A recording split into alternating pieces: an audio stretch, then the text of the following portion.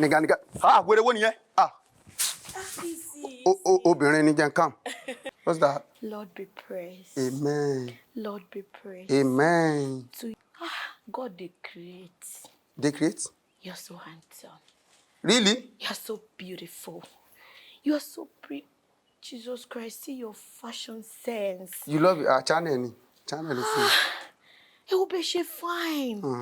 Ebuka bá gba yín mú láti style inú Ebuka máa dùn ni. Who is Ebuka? Don't worry. Okay. Ìránṣẹ́ Ọlọ́run náà ni. Okay.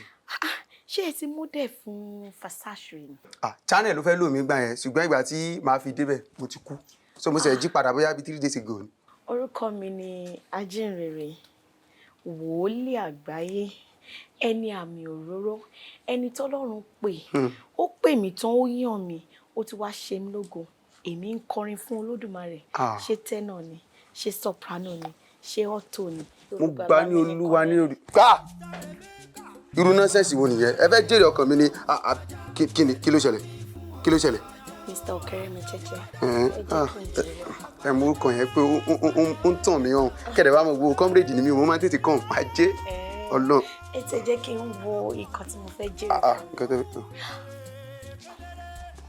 Okeremi Cheche. Yes, baby girl, Rebeka. How old are you? I'm just 22. Fuck. Ló gbàdúrú kí ni CD? 58 years old ló gbé CD. Ǹjẹ́ mo rọ Bíbélì kan? Kí ló sọ? Ó sọ. Ó ní pé àgọ́ ara wa tẹ́ḿpìlì Olúwa ni. Bẹ́ẹ̀ni. Bẹ́ẹ̀ ṣe ń wo àgọ́ ara mi yìí, tẹ́ḿpìlì Ọlọ́run ni. Mo fẹ́ kẹ́ bá mi fi tùràrí, kẹ́ bá mi fin nínú tẹ́ḿpìlì mi. Kẹ̀dẹ̀ máa wo ẹ̀yin má jí pé ọ̀pá ló wà lọ́wọ́ mi, ọ̀pá Mósè.